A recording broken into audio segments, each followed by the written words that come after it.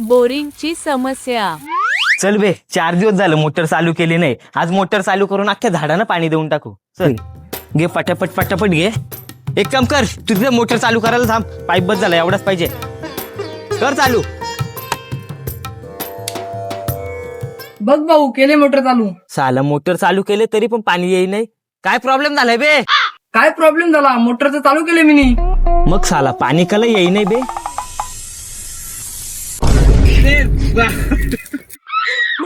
हट बे, साला पूर्ण भिजून टाकला मला.